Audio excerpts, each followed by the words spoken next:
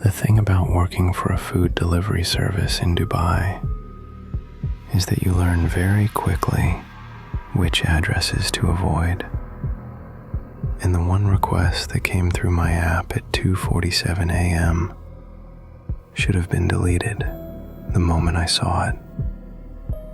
My name is Ahmed, and I've been a Talabat delivery driver for 2 years, working the graveyard shift because the pay is double and the traffic through Dubai's gleaming streets is non-existent when the sun goes down and the heat finally breaks. I know this city like the back of my hand.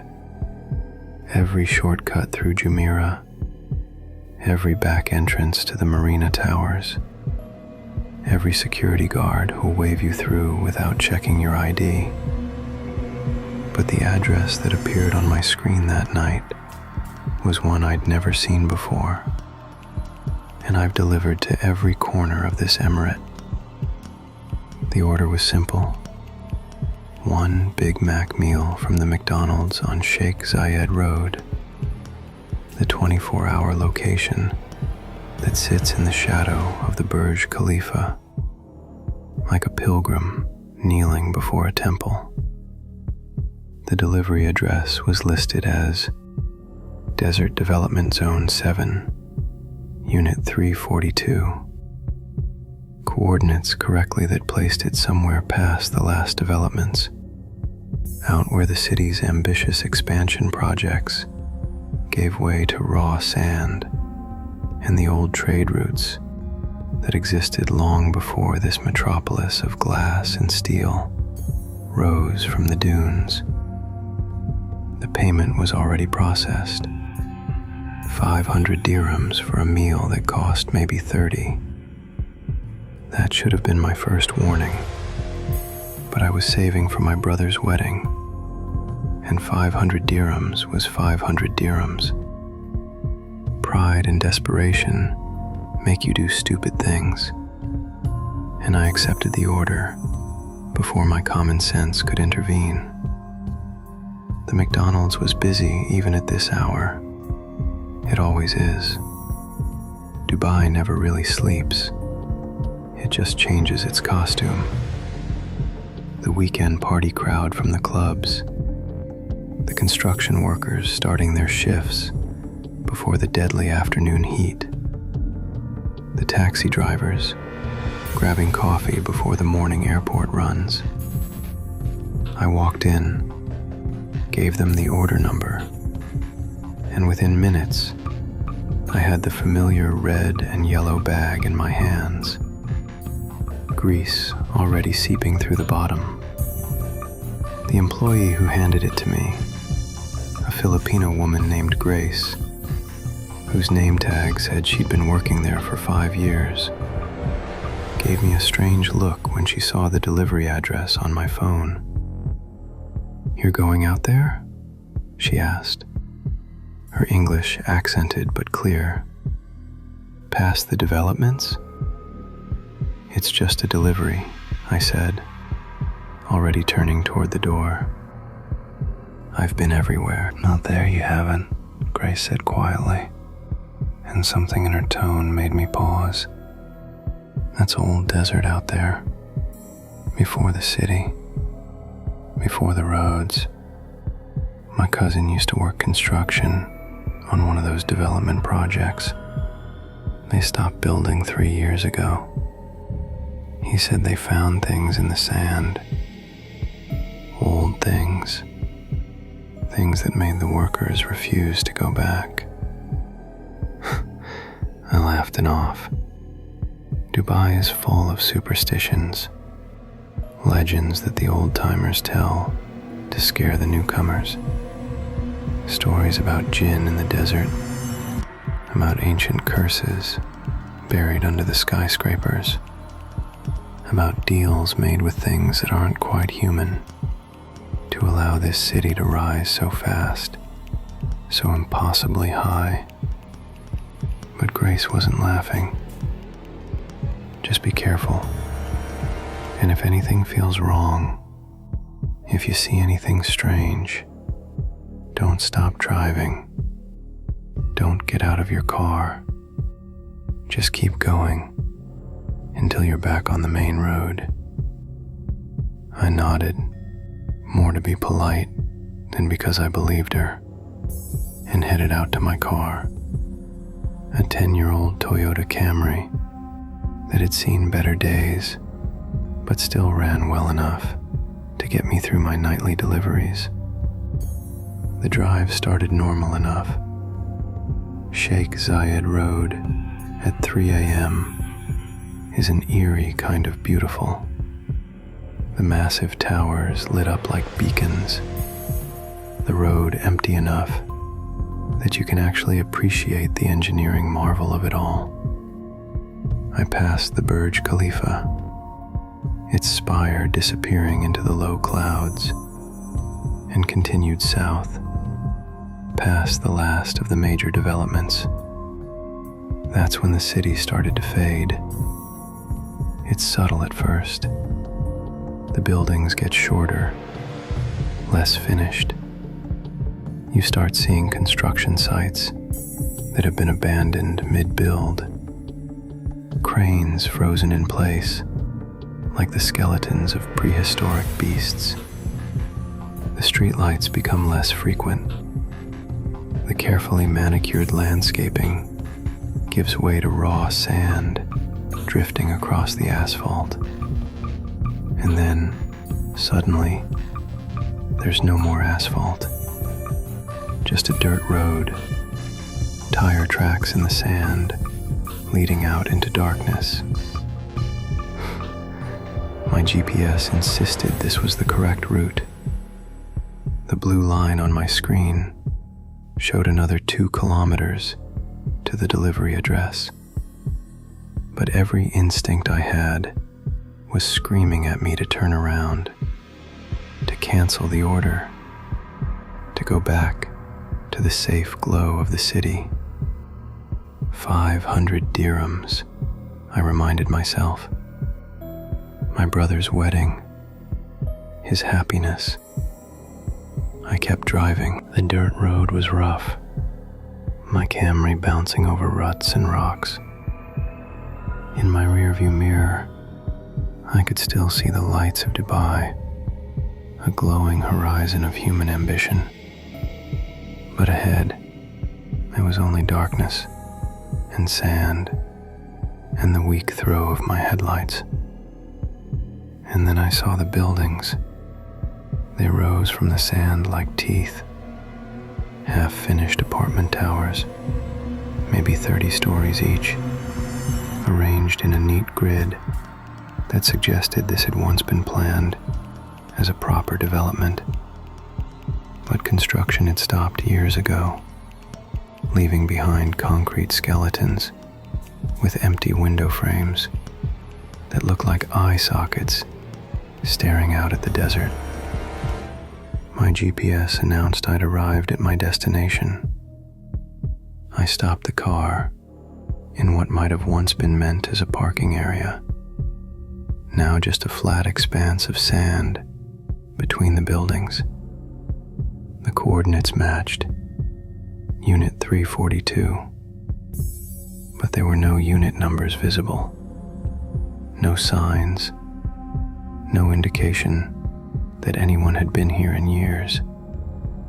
The McDonald's bag sat on my passenger seat, still warm, the smell of fries and burger making my stomach growl, despite the creeping dread that was crawling up my spine. I should have left. I should have marked the delivery as undeliverable and driven back to the city. But 500 dirhams was 500 dirhams, and I'd driven all this way.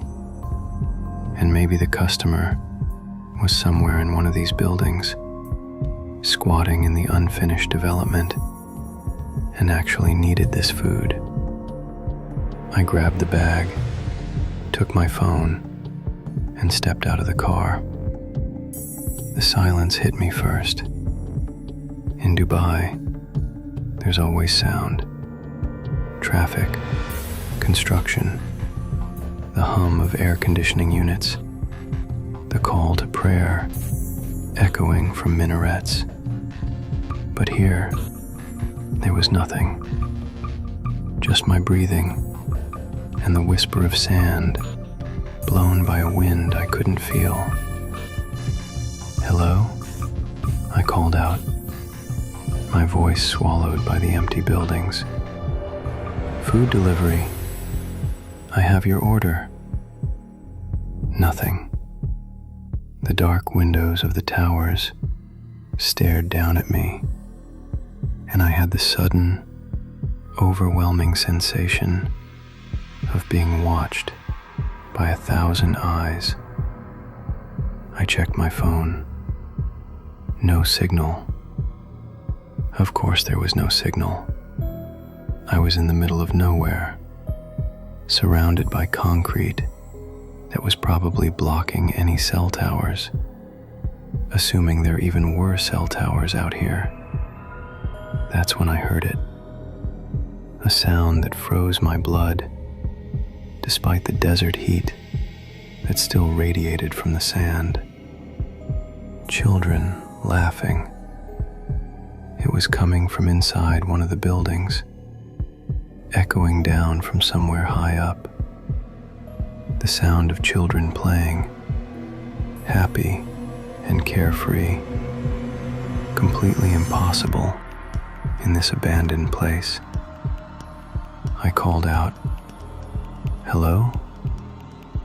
I called again, moving toward the entrance of the nearest tower. The door, or what should have been a door, was just an empty frame. Beyond it, I could see a concrete stairwell leading up into darkness.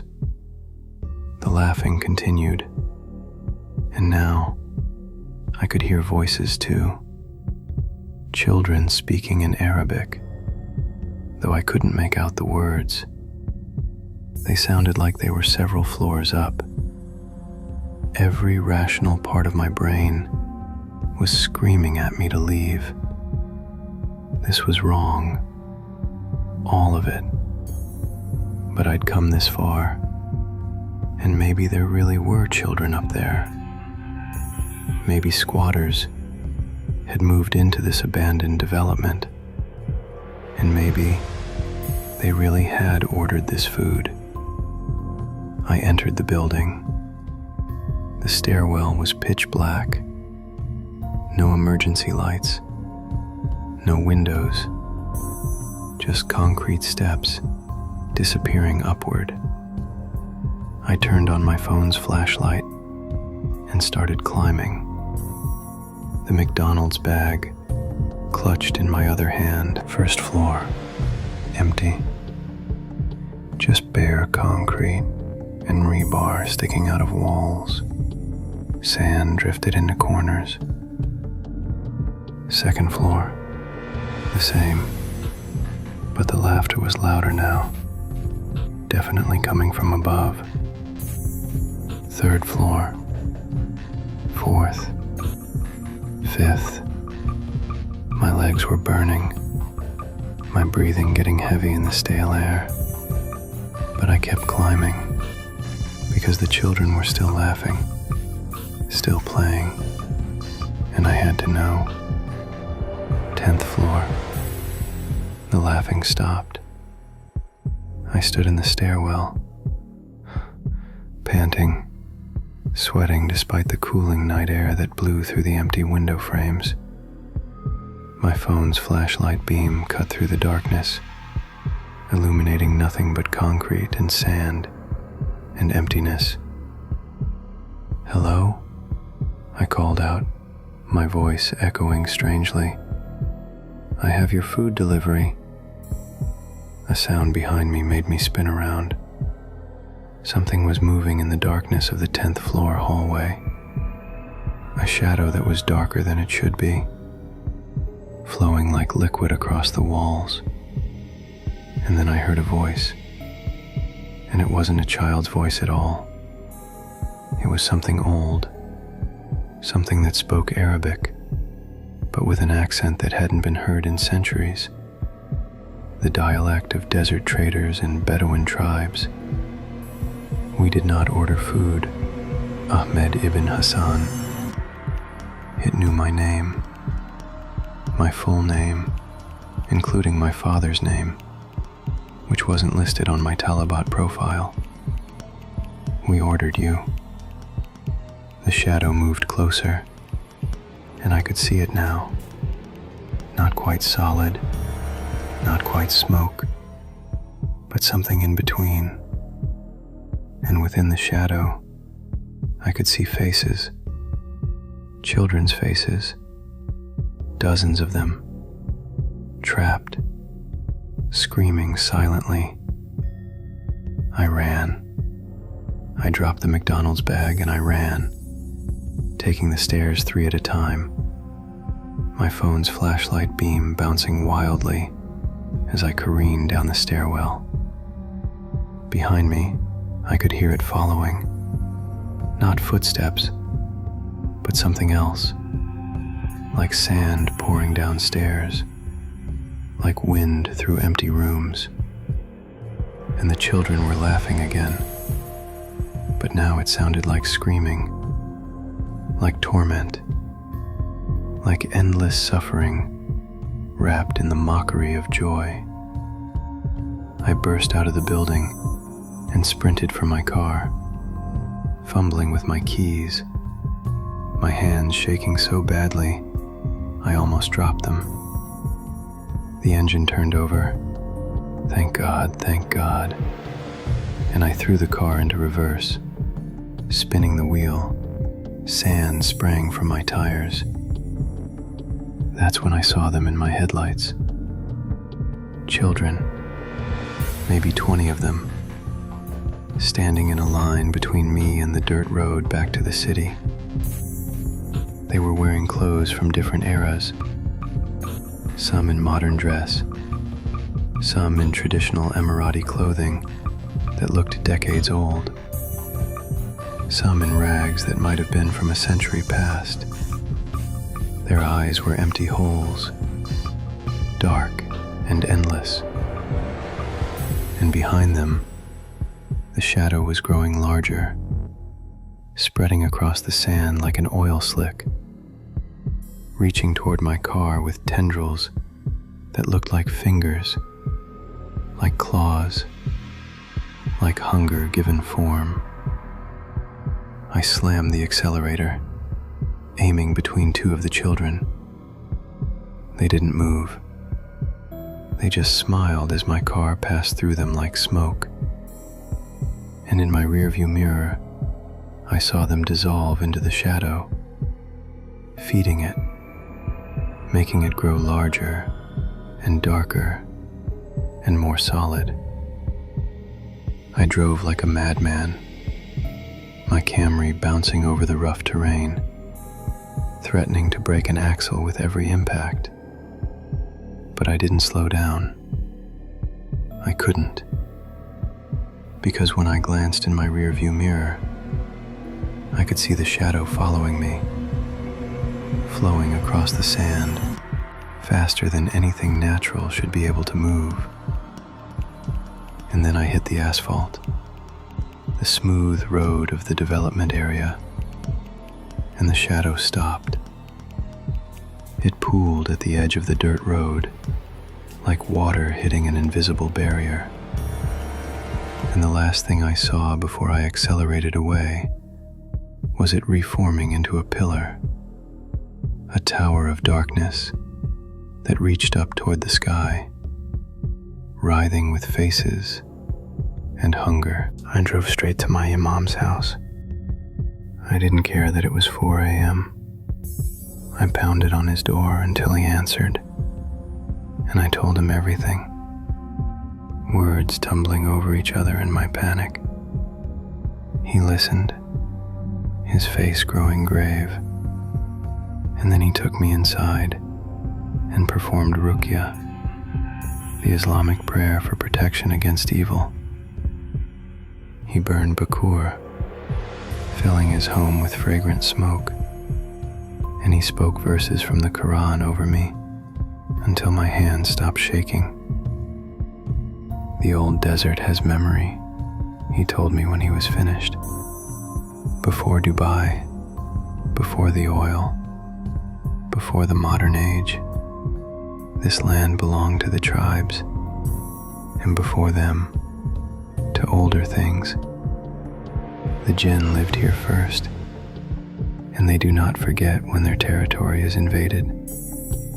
These development projects, they disturb ancient sites, break old agreements, anger things that should be left alone. But the children, I said, I saw children. The jinn collect them, my imam said quietly. Those who wander too far from safety, who get lost in the desert, who are forgotten by the city's rapid growth. They become part of the darkness, used to lure others. What you saw was mercy. You escaped. Many do not. I checked my Talabat account when I finally got home that morning. The delivery was marked as completed. 500 dirhams had been deposited into my account, and there was a 5-star review from Desert Development Zone 7. Fast delivery. We'll order again soon. I quit Talabat the next day. The money wasn't worth it. Nothing was worth going back out to that place, where the city's ambition ends and the old desert begins, where things that predate skyscrapers and highways wait in the darkness for deliveries that have nothing to do with food.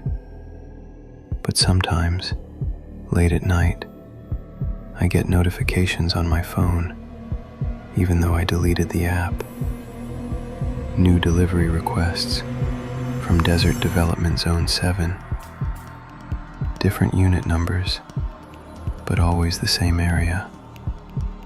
Always 500 dirhams. Always in the dead of night. I never accept them, but I wonder about the drivers who do.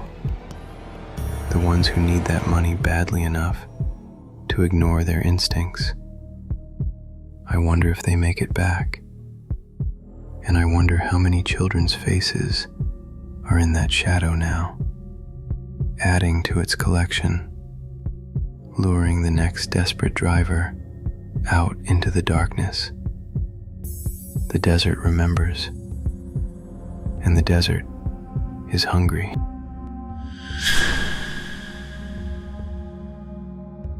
My name is Prakash, and I've been working as a maintenance technician in Dubai for 15 years. Ever since I left Chennai, with nothing but a technical diploma and hope for a better life. I've fixed air conditioning units in penthouses worth more than I'll earn in my lifetime, repaired generators in malls the size of small cities, and maintained the complex systems that keep Dubai's impossible towers standing tall, despite the brutal heat and sandstorms. I've worked in palaces and slums, in places so luxurious they felt like dreams, in places so desperate they felt like nightmares. But the maintenance contract I took for the McDonald's on Al Khail Road was different from anything I'd encountered before. And by the time I understood why, it was almost too late to save myself. The restaurant manager, a Lebanese man named Fadi, called me on a Tuesday afternoon. The McDonald's had been having electrical problems, lights flickering, freezers cycling on and off, the point of sale systems crashing randomly. Normal stuff usually, probably just old wiring or a faulty breaker.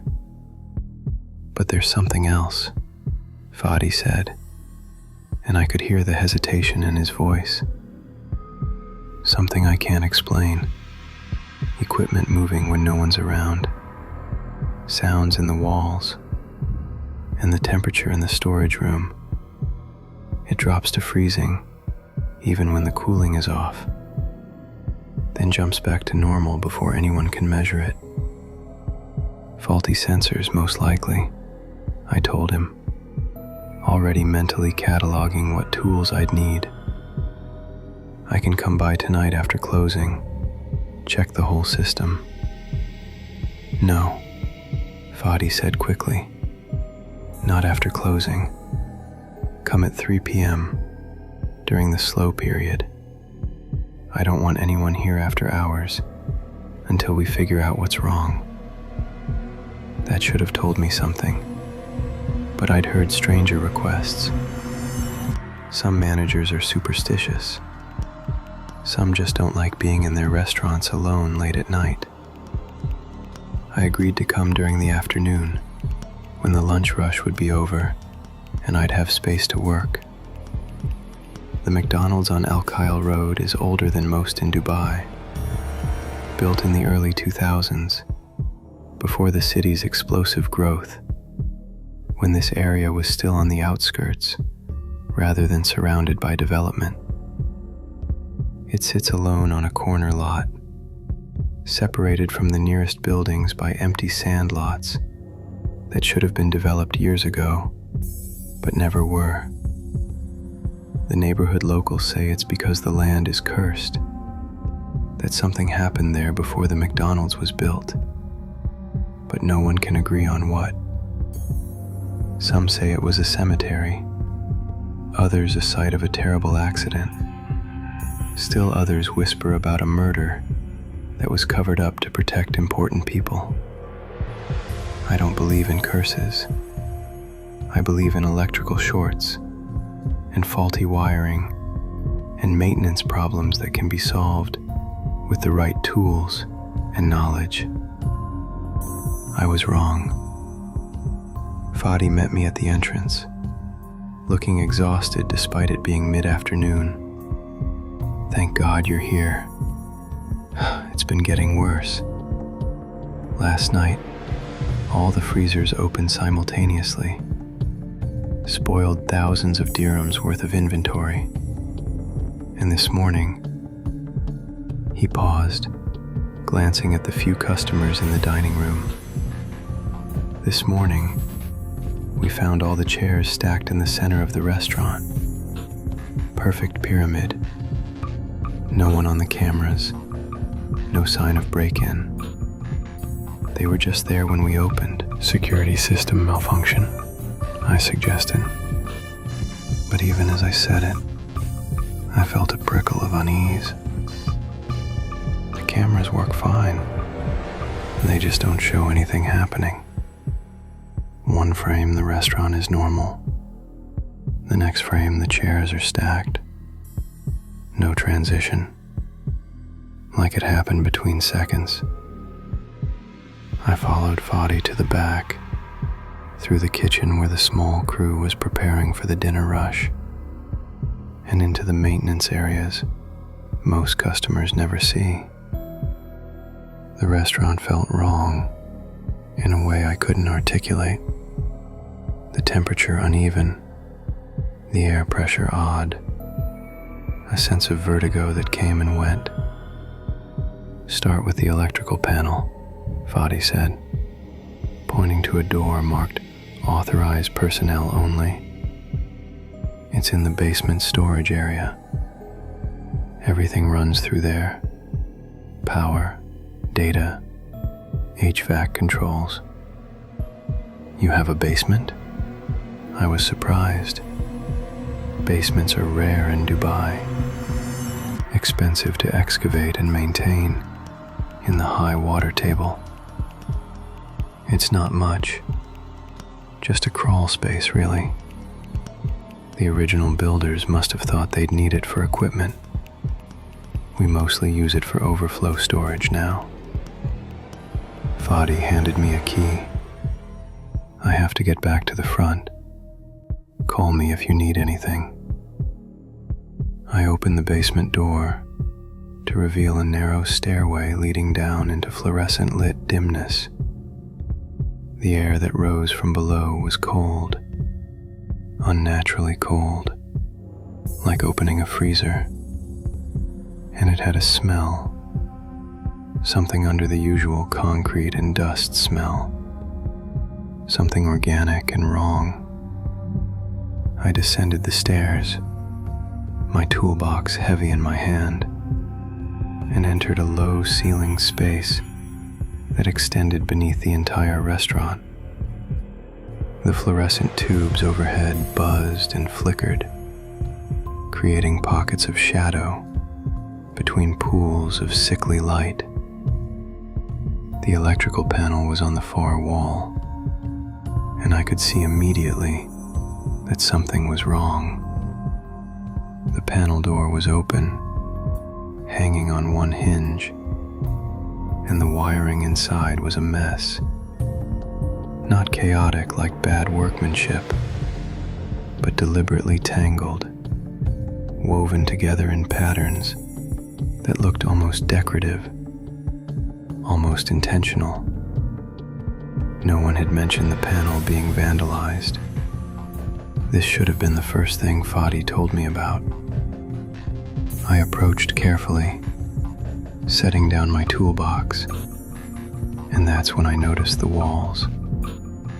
They were covered in writing, Arabic script, but old, classical Arabic that I could barely read, despite having lived in the Emirates for 15 years. The letters were scratched into the concrete, carved with something sharp, covering every available surface, from floor to ceiling.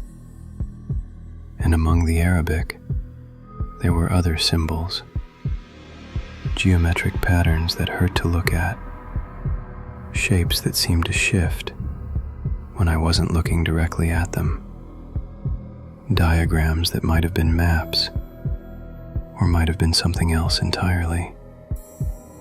I pulled out my phone to take pictures, thinking I'd show Fadi, maybe call the police.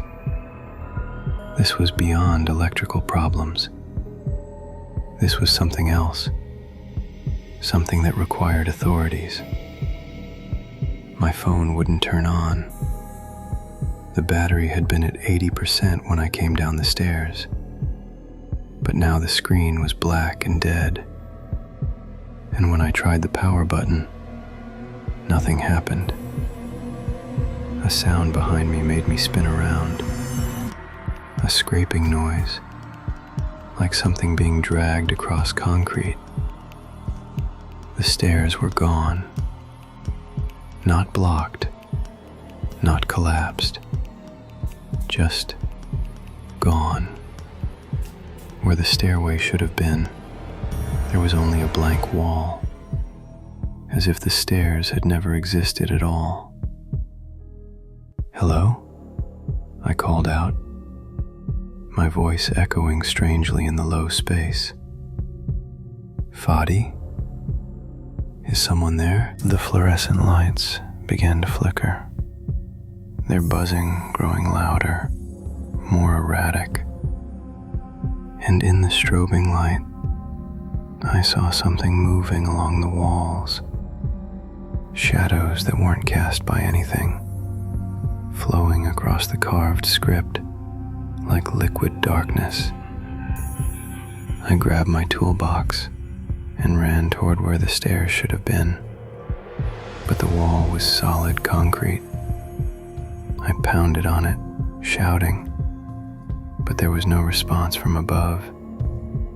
Either no one could hear me, or no one was there anymore.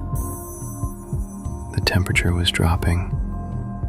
I could see my breath now, frost forming on the concrete walls, ice crystals growing across the carved script, and the shadows were coalescing, gathering in the corners, taking on shapes that were almost, but not quite, human. That's when I remembered something my grandmother had told me when I was a child in Chennai. before I came to Dubai seeking fortune. She'd been a deeply religious woman, and she'd warned me about places where different kinds of darkness meet, where old religions and new construction overlap, where sacred ground is violated by commerce. The spirits that live there first don't leave, she'd said. They just wait. And when they're forgotten, when no offerings are made, when no respect is shown, they become angry. They become hungry. I looked at the carved script on the walls with new understanding. This wasn't vandalism. This was a warning, or maybe a prison. Something had been bound here, trapped in this space beneath the McDonald's, and the symbols were meant to keep it contained. But the panel door was open. The wiring was disrupted. The seal was broken. The shadows rushed together, forming a pillar of darkness in the center of the room. And within that darkness, I saw eyes, hundreds of them, thousands maybe, looking at me with ancient hunger, with rage at being bound for so long, with desperate need to feed after years of imprisonment. A voice filled my head, not heard through my ears, but directly in my mind, speaking in a mixture of Arabic and Tamil and languages I didn't recognize. Finally, someone opens the door. Finally, we can feed again. The darkness reached toward me, and where it touched, the concrete crumbled to dust. These things, were breaking down the material world itself, dissolving the barriers that kept them contained. I did the only thing I could think of. I ran to the electrical panel and started rewiring it, my hands shaking so badly I could barely grip the tools. I didn't know what I was doing. Not really. I was just trying to recreate the patterns I'd seen, the deliberate weaving of wires that I now understood wasn't damage, but design. The darkness was closer now, so cold that my fingers were going numb. I could feel it touching my back, my neck, beginning to feed, to drain something essential from my body. But I kept working, threading wires through the terminals, creating the patterns that matched the geometric symbols on the walls. Some instinct, deeper than knowledge, was guiding my hands, showing me how to restore the seal. The last wire clicked into place. The lights stabilized. The temperature spiked upward, and the darkness shrieked. A sound that wasn't sound, that bypassed my ears and went straight into my skull. A noise of pure rage and frustration. It retreated back into the corners, compressed itself back into the shadows, and the eyes winked out one by one, until it was nothing but a normal basement again, cold and concrete, and filled with electrical equipment. The stairs reappeared, just faded back into existence, as if they'd been there all along, and I'd simply failed to notice them.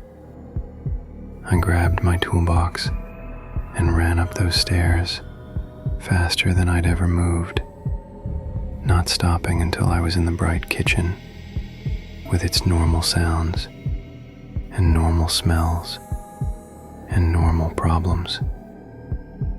Fadi was at the grill, looking at me with surprise, Prakash, you okay? You're white as a sheet. How long was I down there? I demanded. He checked his watch. Maybe 10 minutes? You just went down. Did you find the problem? 10 minutes. I'd been in that basement for what felt like hours, but only 10 minutes had passed.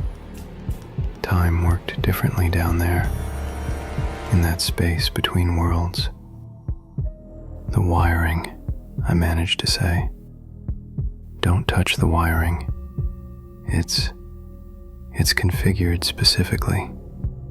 If anyone changes it, if anyone tries to fix it, something very bad will happen.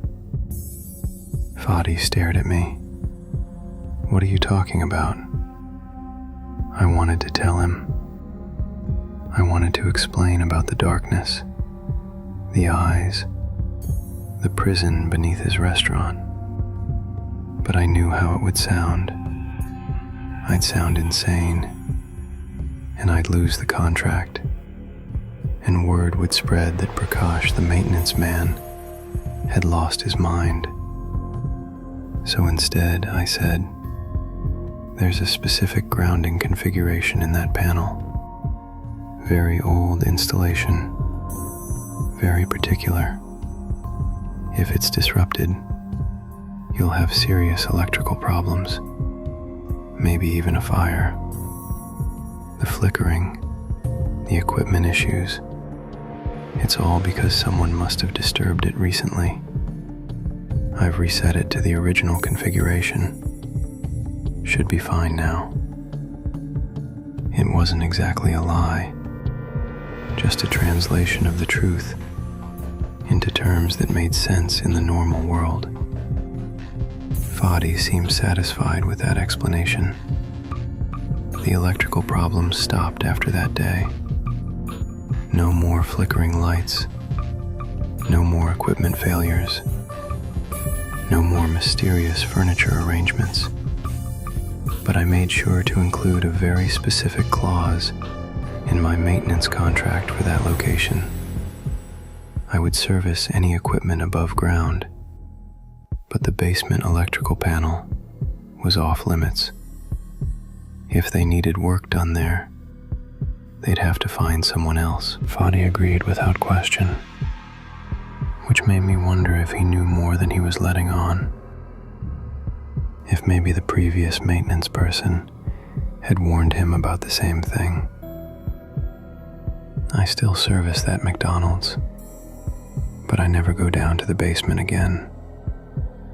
And every time I'm there, I can feel it beneath my feet. That cold darkness, that ancient hunger, pressing against the seal I'd restored, testing it, looking for weakness. The symbols on the walls were in Arabic, Tamil, and older languages, because this isn't a new problem. People have been trying to contain what's down there for generations, using whatever magic or religion they had access to. The electrical panel is just the latest version of a seal that's probably been rebuilt dozens of times as the world changed around it. And I wonder what will happen when the McDonald's is eventually torn down, when development comes to this corner lot, when modern construction crews dig up that foundation without understanding what they're releasing. I wonder if the seal will hold. I wonder if anyone will be there to rebuild it when it fails. And I wonder how many other McDonald's locations in this city, in any city, sit on top of things that should remain buried, sealed away by maintenance workers and electricians who understand that sometimes the wiring isn't about power distribution, but about keeping darkness contained. The basement beneath the McDonald's on Al Kyle Road is still down there. The darkness is still waiting. The seal is still holding. For now. But every time I drive past that location, I say a prayer to Allah, to Ganesha, to whatever else might be listening. Not for myself, but for whoever will be called to fix the electrical problems the next time they arise. Because eventually, someone will go down those stairs who doesn't understand what they're dealing with. Someone will fix the strange wiring, and the darkness will be free.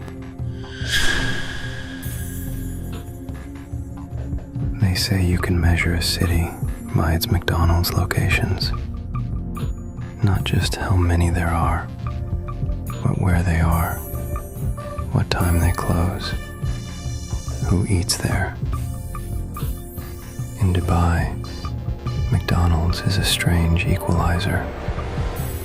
One of the few places where Emirati families in pristine kanduras sit beside construction workers in dusty uniforms, where Russian tourists share space with Filipino office workers, where all of humanity's layers compress into one air-conditioned space to eat the same standardized food.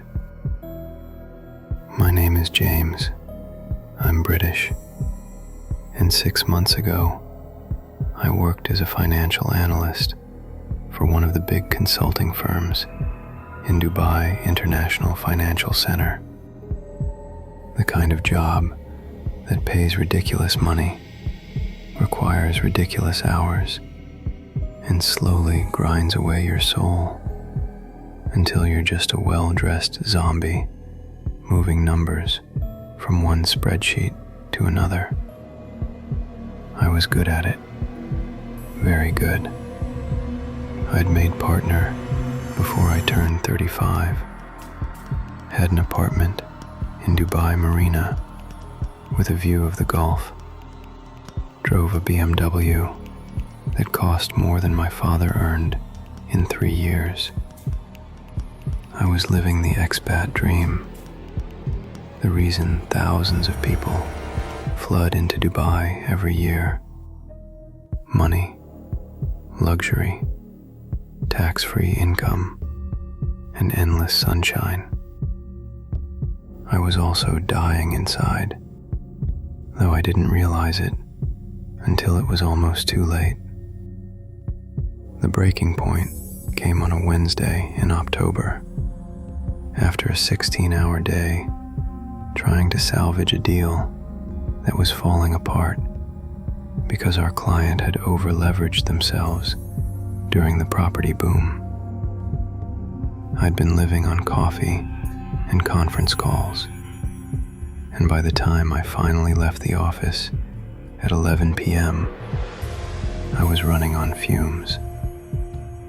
My apartment was 30 minutes away in traffic, but traffic doesn't exist at 11 p.m. in Dubai. I could have been home in 15 minutes. Should have been home. Instead, I found myself pulling into a McDonald's, one of the 24-hour locations on Sheikh Zayed Road, across from Mall of the Emirates. I didn't consciously decide to stop. I just did. My hands turned the wheel. My foot hit the brake. And suddenly, I was in the drive-through lane, staring at the illuminated menu, trying to remember the last time I'd eaten anything that wasn't from the office cafeteria. "Welcome to McDonald's. May I take your order?" The voice through the speaker was female, accented, Filipino, I thought, and extremely cheerful for 11 p.m. "Yeah, Big Mac meal, large, Coke. Would you like to try our new..." "No, just the meal." I didn't mean to be rude. I was just exhausted, and I knew that if I engaged in any kind of conversation, even menu-related, I might actually start crying in a McDonald's drive-thru, which would be a new low, even for me. I pulled forward to the payment window, and that's when things got strange. The employee at the window was a Filipino woman, probably in her 40s, with a name tag that read Maria. She took my card, processed the payment, and then looked directly at me with an expression that was way too intense for a fast food transaction. "Are you okay, sir?" she asked. "Fine," I lied automatically. "Just tired. Long day." "You don't look okay," Maria said, and there was something in her voice, concern, but also something else, something that sounded like recognition. "You look like you're drowning." I laughed, uncomfortable. Occupational hazard, finance jobs, you know.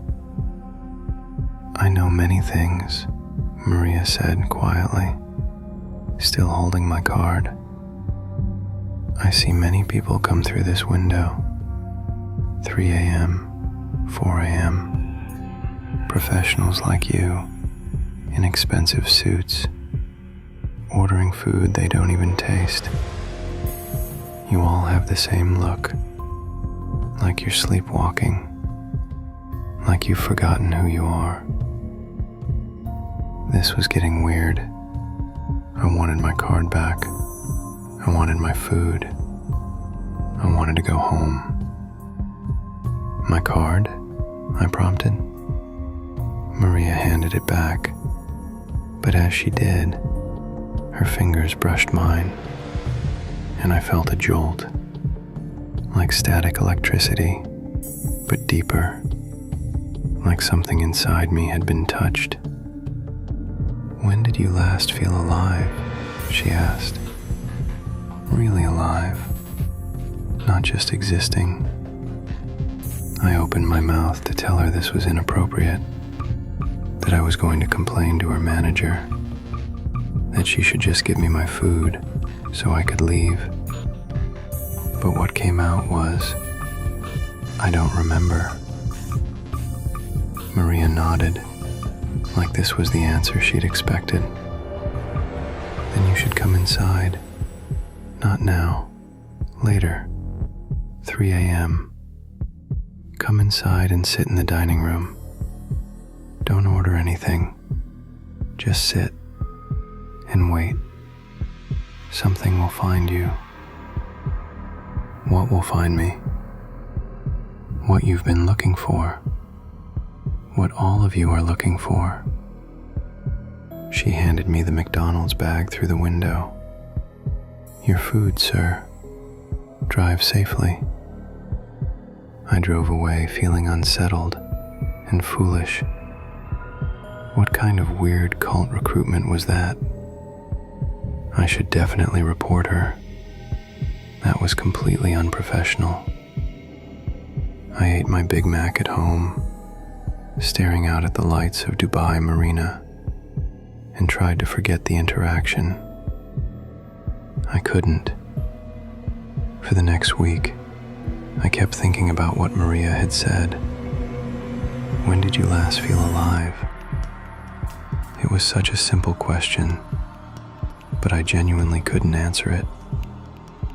I'd been in Dubai for 8 years, working 80-hour weeks, making money I never had time to spend, living in a beautiful apartment I barely saw, dating occasionally, but never seriously, because I didn't have time for actual relationships. I was 35 years old, successful by every external measure, and I couldn't remember the last time I'd felt anything except tired. The following Wednesday, I found myself back at the same McDonald's. Not at 11 p.m. this time, at 3 a.m. I'd tried to sleep after work, but I couldn't. I'd just lain in bed, staring at the ceiling, listening to the hum of the air conditioning, feeling the weight of pointlessness pressing down on my chest. Around 2:30 a.m., I got up, got dressed, and drove to the McDonald's. The drive-thru was closed at this hour, but the dining room was open. I parked and went inside. The fluorescent lights were harsh after the darkness of the parking lot. There were maybe 5 other people scattered around the dining room. A couple of construction workers eating breakfast before their shift. An Indian family with a sleeping child. A single guy in a security guard uniform staring at his phone, and sitting alone at a booth in the far corner was Maria. She wasn't in her McDonald's uniform. She wore normal street clothes, and she was drinking a coffee. And she smiled when she saw me, like she'd been expecting me. I should have left. Every rational instinct told me this was a bad idea, that I was getting involved in something strange and possibly dangerous. But I didn't leave. I walked over to her booth and sat down. "You came," Maria said, taking a sip of her coffee. "I wasn't sure you would." "I don't know why I'm here," I admitted. "But I couldn't stop thinking about what you said. Most people can't. Once you start asking the question, when did I last feel alive? It's hard to stop asking it." She gestured to the empty seat across from her. "Welcome to the 3 a.m. club. We're a small group, but we're growing." "What is this? Some kind of support group? Self-help thing?" Maria laughed. "No, nothing like that. This is harder to explain, but you'll understand soon. Just sit. Wait. Watch." I sat, and I waited, and after about 10 minutes, I noticed something odd. The other people in the McDonald's, the construction workers, the family, the security guard, they weren't moving at all. They were frozen like statues, mid-bite, mid-gesture, completely still. "What the?" I started to stand, panic rising in my chest. "Don't be afraid," Maria said calmly. "They're fine. They're just paused. This space, at this time, it exists slightly outside of normal time. A pocket, a bubble. The price of that property developer's deal with the city planners, who let him build on land that shouldn't have been touched. That's insane. That's not possible." "You're from London, yes?" Maria asked, ignoring my protest. "You came here for money, like most of us. Dubai promised you wealth, comfort, a better life. And it delivered, didn't it? Good salary, nice apartment, expensive car, everything you thought you wanted. What does that have to? But Dubai takes something in return," Maria continued. Not officially, not in any contract you signed. But this city, it's built on ambition and desperation, on the dreams and broken backs of millions of people who came here seeking something better. And that creates a kind of hunger, a kind of debt. The lights in the McDonald's began to dim, even though no one had touched any switches. The fluorescent tubes overhead were still glowing, but the quality of light was changing, becoming softer, more golden, more like candlelight. Every person who comes to Dubai brings their hope, Maria said, her voice taking on a strange, rhythmic quality. Their dreams of what they'll become, what they'll achieve. And the city feeds on that. It takes your time, your energy, your relationships, your sense of self. It gives you money and comfort in exchange. But the trade isn't equal. You just don't realize it until it's too late. Maria, I should go. Look around, she commanded, and something in her voice made me obey. The McDonald's was changing. The walls were becoming transparent, and through them I could see other spaces, other times. I saw this same location as it had been years ago, an empty lot of sand and rocks. Further back, a trading post, camels tied outside. Further still, a Bedouin camp, tents arranged in a circle around a fire.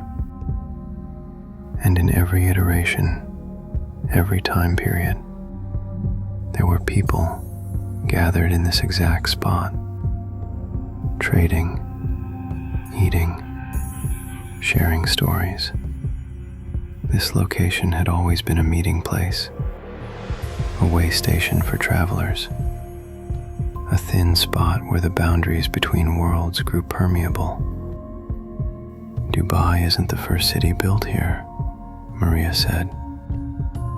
This land has seen empires rise and fall. The Persians, the Portuguese, the British, and now this new empire of glass and steel.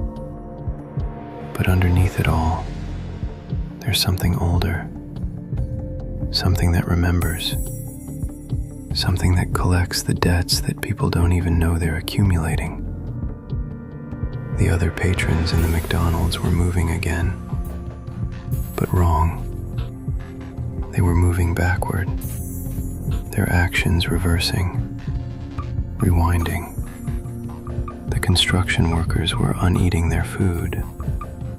The family's child was unsleeping. The security guard's fingers were scrolling backward through his phone. At 3 a.m., in certain locations, the city's hunger manifests, Maria explained. Places like this, franchises, chains, spaces that exist identically in hundreds of cities around the world. They become doorways, thin places where you can see what's really happening, where you can understand what you've traded away. She reached across the table and took my hand, and when our skin touched, I saw my own life like a film strip unwinding before my eyes. 8 years of work, 80-hour weeks, thousands of hours in offices, in meetings, in conference calls, relationships neglected until they withered, hobbies abandoned, family events missed. My younger sister's wedding, I'd skipped it because of a client deadline. My father's hospital stay, I'd visited for 2 days and then flown back because the deal couldn't wait. Christmas, birthdays, anniversaries, all sacrificed to the god of productivity, of profit, of climbing the ladder. And what had I gotten in return?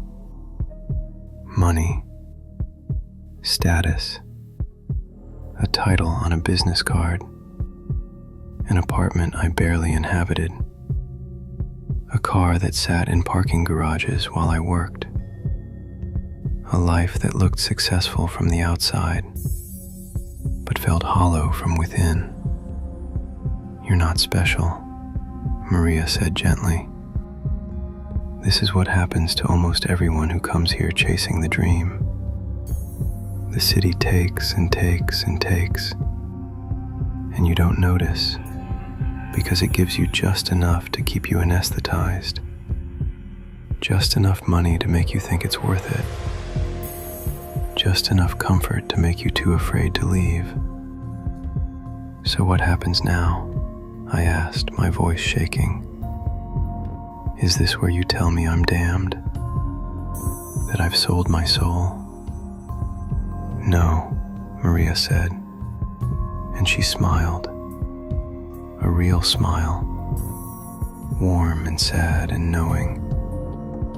"This is where I tell you that you still have a choice. Every night at 3 a.m., in places like this, the city offers a trade. You can keep what you have, the money, the status, the comfortable numbness, or you can give it back. Trade it all for something else. Trade it for what? For yourself. For the person you used to be before Dubai. Before you started measuring your worth in dirhams and job titles. Before you forgot what it feels like to be alive." The McDonald's was fully transformed now. We were sitting not in a fast food restaurant, but in a massive souk, a market that stretched in all directions, filled with stalls and vendors and customers from every era of human history. And at each stall, people were making trades, giving up briefcases and receiving musical instruments, exchanging watches for paintbrushes, trading expensive suits for simple clothes and a ticket home. "This is the 3 a.m. market," Maria said. "It only exists in these thin spaces, and only for those who've realized what they've lost. You can trade away everything you've accumulated here, your job, your apartment, your bank account, and in return, you get back what the city took from you, your time, your passion, your sense of purpose." I looked around the market, watching people make their trades. I saw a Japanese businessman handing over a laptop and receiving a fishing rod, tears streaming down his face. I saw an Indian woman giving up a designer handbag and receiving a stack of letters, correspondence with family she'd neglected. I saw a young African man trading his work visa for a musical instrument, his face transforming from exhaustion to joy. "What happens to them after?" I asked. "After they trade?" "They leave Dubai," Maria said simply.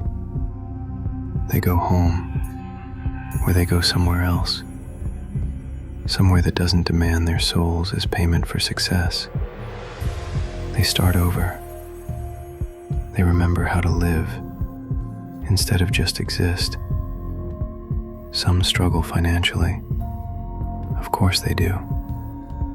But they're alive again. Really alive." "And you?" I asked. What did you trade? Maria's smile was bittersweet. I worked as a nurse in Manila. Good job, respected position.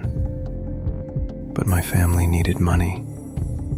My daughter's education, my mother's medical bills. So I came to Dubai to work in hospitals for triple the salary. I spent 15 years here, sending money home, barely seeing my family, becoming a stranger to my own daughter. By the time I realized what I'd lost, my daughter was grown, married, had children I'd never met. My mother had died while I was working a double shift. She paused, collecting herself.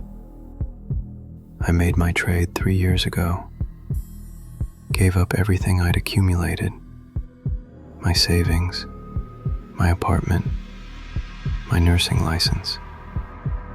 In return, I got time. Not back. You can't get back lost years. But I got the ability to see time clearly again, to value it properly. I work at McDonald's now, minimum wage. I live in a shared room with 3 other women, but I video call my daughter every day. I'm saving to go home for good, and I help others see what I saw, that Dubai's bargain isn't fair, and that you can still walk away. I looked around the market again, feeling the weight of the decision pressing down on me. Give up everything I'd worked for, start over at 35 with nothing. It seemed insane, but what did I actually have? Money I didn't enjoy, a career that was killing me, a life that felt like someone else's. What do I have to do? I asked. Maria squeezed my hand. You walk to the center of the market. There's a stall there, always has been, always will be. The merchant will ask you what you want to trade. You tell him everything. Your job, your assets, your visa, your life in Dubai. And in return, you ask for yourself back. That's it? That's it. But once you make the trade, there's no reversing it. Your work visa will be canceled within 48 hours, inexplicably, but it will happen. Your bank accounts will empty due to technical errors that can't be explained. Your apartment lease will be terminated. The city will push you out because you're no longer feeding it. You'll have maybe a week to leave the country. I stood up, my legs shaking. And if I don't make the trade, if I just leave here and go back to my life, then nothing changes, Maria said.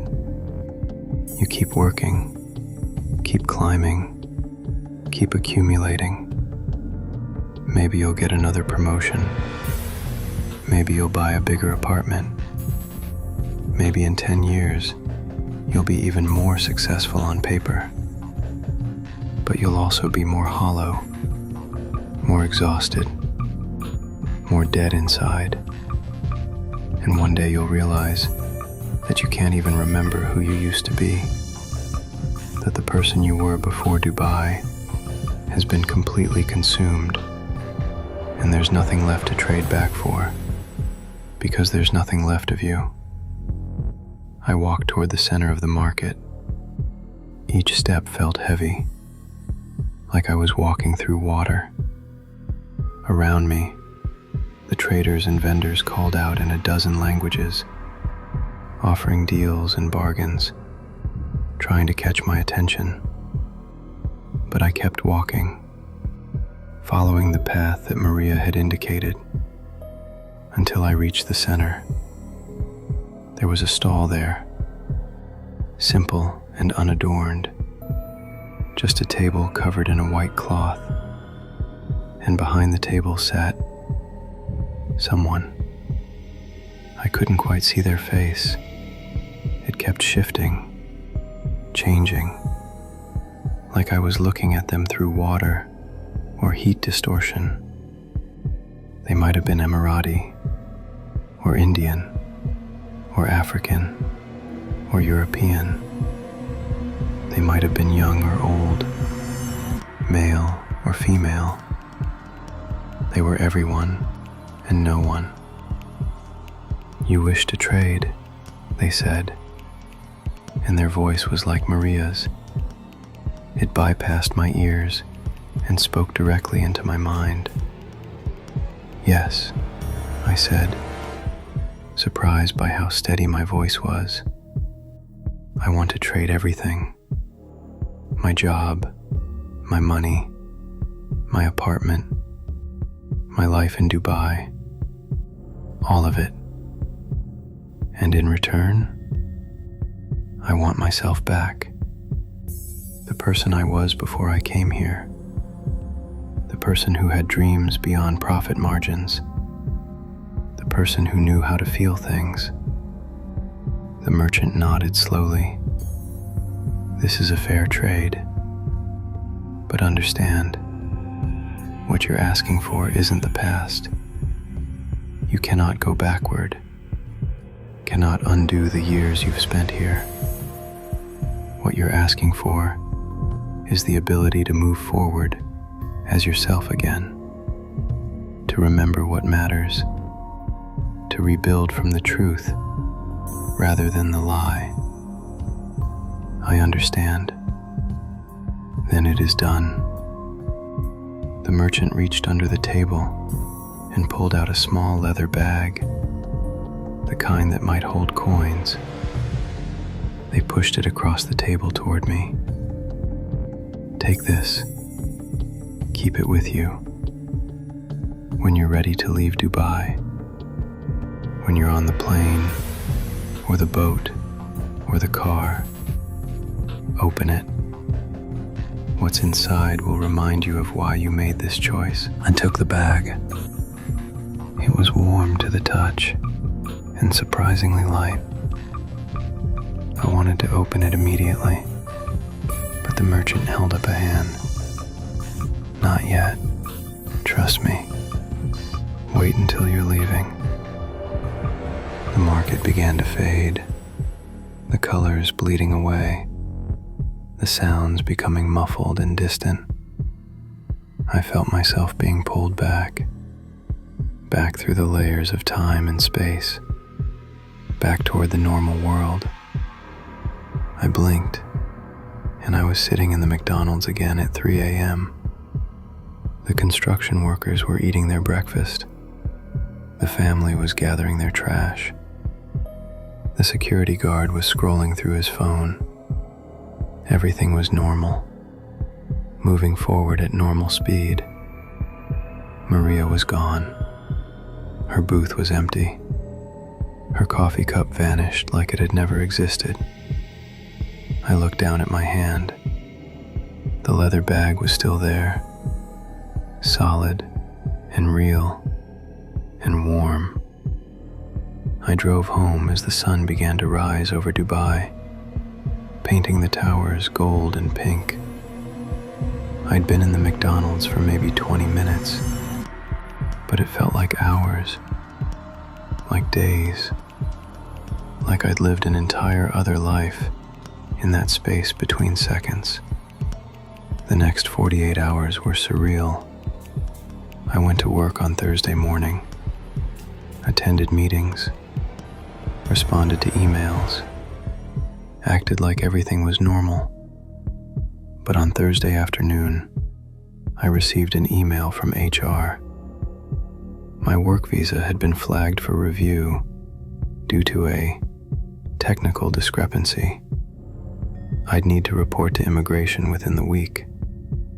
On Friday, I tried to transfer money to pay my rent, and my bank account showed a balance of 0. I called the bank, couldn't explain it.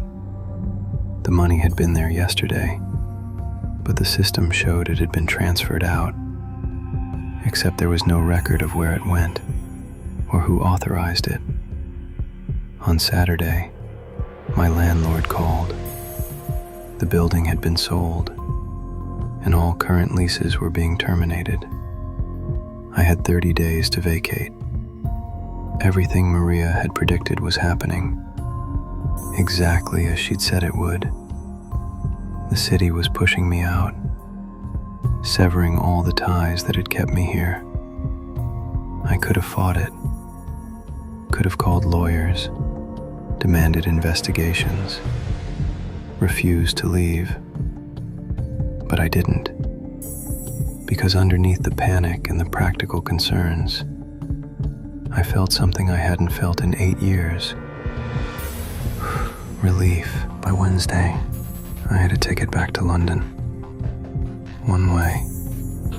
I'd sold what little I could, given away the rest, packed my entire life in Dubai into 2 suitcases. My colleagues thought I was having a breakdown. My manager tried to convince me to stay, to work out the visa issue, to not throw away my career. But I was done. I was free.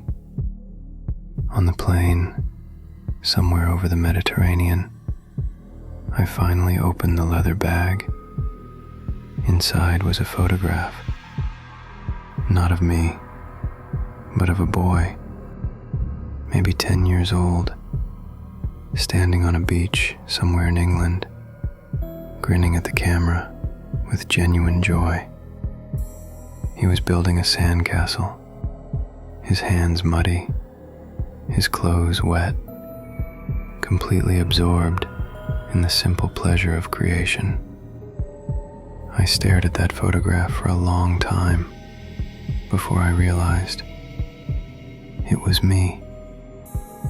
From before, from when I still knew how to play, how to create things just for the joy of it, how to be present in a moment without thinking about profit or productivity or climbing any ladders. That boy still existed somewhere inside me. And now, finally, I had the chance to find him again. I landed in London with no job, no apartment, and about 300 pounds in my pocket. My parents were shocked. My friends were confused. My professional network was horrified. But I was alive.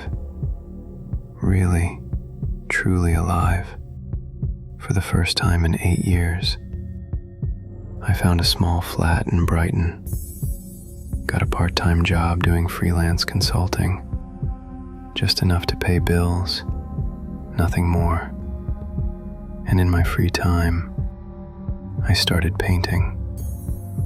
Something I'd loved as a teenager and had abandoned when I went to university to study finance, because art doesn't pay the bills. I'm not saying everything is perfect now. Money is tight. My career is dead. I'll probably never have the kind of financial success I had in Dubai.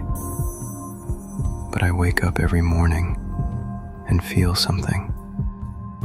Joy sometimes, frustration other times, but always something real. I talk to my family. I made new friends. I met someone, a teacher, funny and kind, and completely unconcerned with my lack of ambition. We're taking things slow, actually getting to know each other, not just filling time between work obligations. I'm alive, and that's worth more than any salary Dubai could have offered me. Sometimes, late at night, I think about Maria and the 3 a.m. market, wonder how many people are sitting in McDonald's locations around the world right now, in those thin spaces between seconds, being offered the same choice I was offered. I wonder how many take the trade. I hope more do. I hope they find the courage to give back what Dubai gave them and reclaim what Dubai took. Because the city is beautiful, and it's ambitious, and it offers opportunities that seem impossible anywhere else. But it's also hungry. And if you're not careful, if you don't pay attention, you'll feed that hunger with pieces of yourself until there's nothing left. The 3 a.m. market is real. The choice is real. And if you're reading this, if you're working in Dubai or thinking of going there, remember, some prices are too high, no matter what you're buying, and no amount of money is worth losing yourself. These are the stories. 3 encounters in Dubai's McDonald's locations. 3 different manifestations of the price this city extracts from those who seek fortune in the desert. Ahmed still drives for deliveries, but he's changed his settings to refuse orders outside the developed areas. He says the desert development zone requests still come through occasionally, always at night, always offering more money than makes sense. He never accepts them, but he wonders about the drivers who do. Prakash continues to work as a maintenance technician, servicing buildings across Dubai. But he's learned to recognize the signs, the old construction, the unexplained cold spots, the wiring that's too specific to be random. He's found 3 other locations, like the McDonald's on Al Khail Road, places where something has been sealed away, where maintenance isn't about fixing problems, but about maintaining prisons. He checks them monthly, ensuring the seals hold, keeping the darkness contained. As for Maria and the 3 a.m. market, James tried to find her after he returned to London, wanting to thank her, to confirm that it had all really happened. He contacted the McDonald's, asking about a Filipina employee named Maria. They had no record of anyone by that name ever working there. The manager he spoke to seemed genuinely confused. "Sir, we don't employ anyone named Maria. We never have." But the leather bag was real. The photograph was real. The trade was real. Dubai is a city of thin spaces, places where the boundaries between worlds grow permeable. It's built on ambition and desperation, on ancient lands and modern dreams, on the backs of millions who came here seeking something better. And in that collision of old and new, of sacred and commercial, of east and west, strange things happen. The delivery zones extend into darkness where they shouldn't. The maintenance rooms conceal prisons older than memory. The restaurants offer trades in the dead of night to those who finally realized what they've lost. This isn't unique to Dubai, of course. Every city has its thin spaces, its hungry places, its bargains that extract hidden prices. New York, London, Tokyo, Mumbai, anywhere people gather in desperate pursuit of success, the same patterns emerge, the same hungers manifest. But Dubai is special in its intensity, in its rapid transformation from fishing village to global metropolis in a single generation. That speed, that ambition, that refusal to acknowledge limits, it creates pressures, opens doorways, allows things to slip through that should remain sealed away. The expatriates who come here don't know they're making bargains. They think they're just taking jobs, just seeking opportunities, just trying to build better lives. They don't realize that the city is taking something in return, draining them in ways they won't notice until it's too late. Unless they find themselves in a McDonald's at 3 a.m. when the boundaries weaken and the truth becomes visible. The franchise restaurants are everywhere in Dubai, hundreds of them, serving millions of meals to millions of people who pass through this city every year. Most of those meals are eaten without incident, without awareness that there's anything unusual about these spaces. But for some, the desperate delivery drivers, the exhausted maintenance workers, the hollowed-out professionals working themselves to death, the McDonald's locations become something else. Doorways, warnings, opportunities for trades that might save what's left of their souls. If you work in Dubai, if you live here, if you're considering coming here, pay attention to the signs. Notice when you stop feeling things. Notice when weeks blur together. Notice when you can't remember the last time you did something just for joy rather than profit.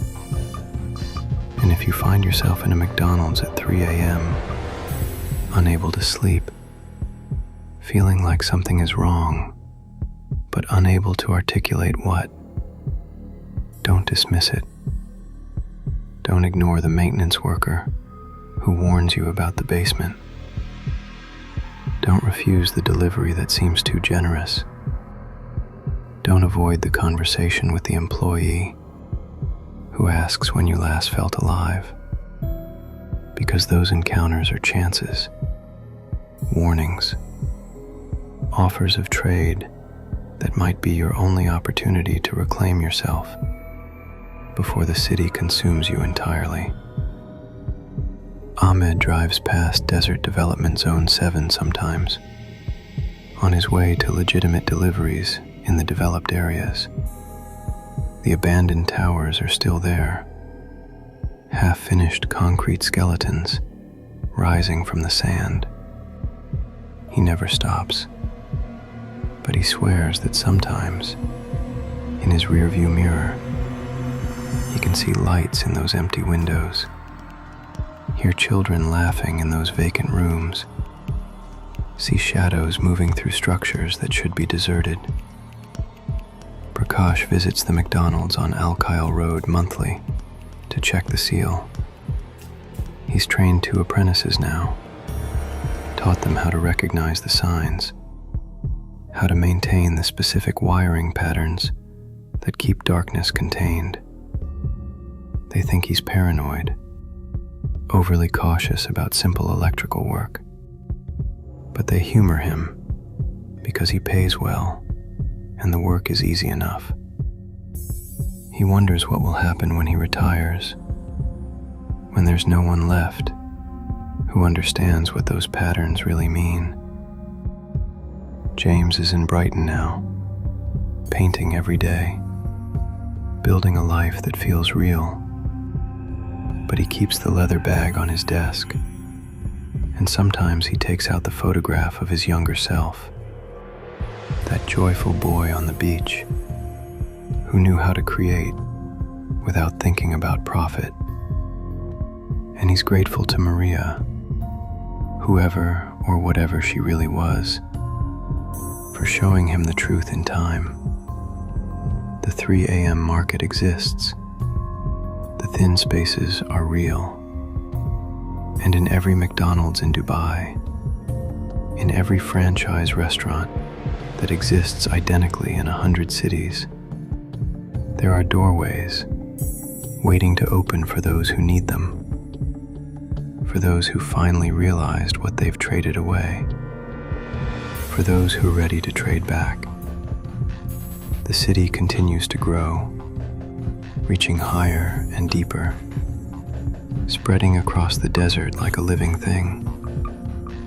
New towers rise every month. New developments are announced every week. New expatriates arrive every day, bringing their dreams and desperation, feeding the hunger that drives this impossible place. And in the spaces between, in the McDonald's locations scattered across this city of gold, the thin places wait. The delivery zones extend into darkness. The basement seals hold against ancient pressures. The 3 a.m. markets open for those who know to look.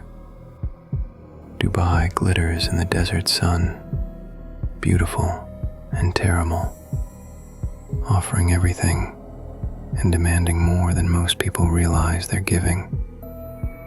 And somewhere, in a McDonald's drive-thru at 2:47 a.m., a delivery driver's phone lights up with a new order. 500 dirhams, Desert Development Zone 7, Unit 342. The city is hungry. The city is always hungry. And the question isn't whether you'll feed it. The question is whether you'll realize what you're feeding it with before there's nothing left of you to trade back for. Welcome to Dubai, where dreams come true if you're willing to pay the price, where success is guaranteed if you can afford the cost, where the McDonald's is always open, and at 3 a.m. it might offer you something far more valuable than a hamburger: yourself, if you're brave enough to trade for it.